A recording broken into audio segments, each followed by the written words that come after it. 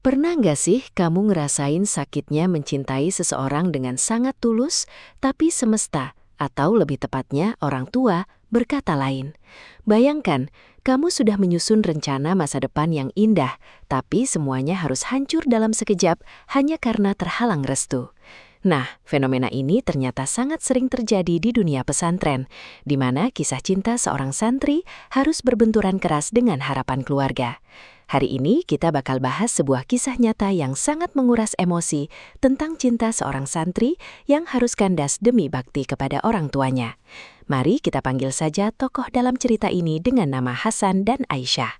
Mereka berdua adalah santri teladan yang saling mengenal lewat sebuah acara pengajian akbar antar pesantren. Berawal dari diskusi ringan soal ilmu agama, benih-benih cinta itu tumbuh dengan sangat sopan dan terjaga. Sahabat semua pasti tahu kan, gaya pacaran santri itu beda banget. Mereka lebih banyak mendoakan dari jauh dan berharap bisa bersatu di pelaminan. Visi mereka sama, yaitu ingin membangun keluarga kecil yang sakinah dan penuh dengan nilai-nilai agama. Setelah bertahun-tahun memendam rasa dan memantapkan hati, Hasan akhirnya memberanikan diri untuk datang ke rumah Aisyah. Niatnya sangat mulia, ia ingin melamar Aisyah secara baik-baik di depan keluarganya. Namun, realita terkadang tak seindah ekspektasi yang kita bangun. Saat Hasan mengutarakan niatnya, orang tua Aisyah menolak dengan halus karena ternyata Aisyah sudah dijodohkan dengan pria pilihan keluarga. Pria itu adalah anak dari kiai sahabat ayahnya yang dianggap lebih mapan dan memiliki silsilah keluarga yang lebih dekat. Bisa bayangkan gimana hancurnya perasaan Hasan saat itu. Teman-teman, buat seorang santri, momen seperti ini adalah ujian mental dan spiritual yang luar biasa berat. Hasan yang dididik dengan akhlak yang baik, tentu tidak mungkin marah-marah atau mengajak Aisyah kawin lari seperti di sinetron. Dalam hati kecilnya, ia sangat hancur.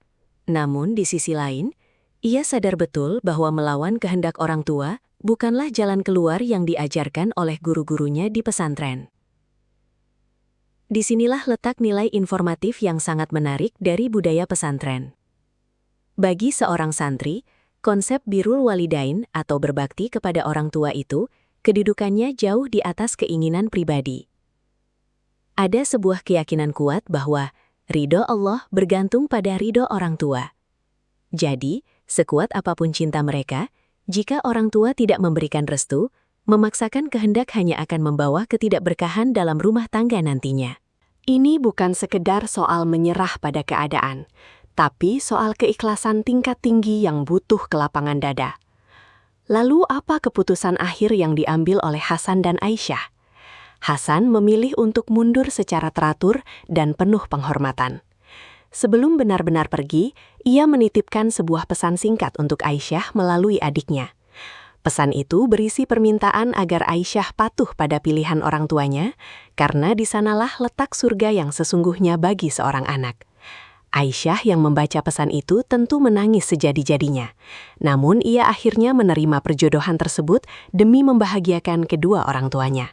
Waktu pun berlalu, dan keikhlasan mereka ternyata membuahkan hasil yang luar biasa manis di kemudian hari. Beberapa tahun setelah kejadian pahit itu, Aisyah hidup tenang dengan keluarga barunya. Sementara Hasan kini telah menjadi seorang ustadz muda yang dihormati dan akhirnya dipertemukan dengan jodoh yang sangat sepadan.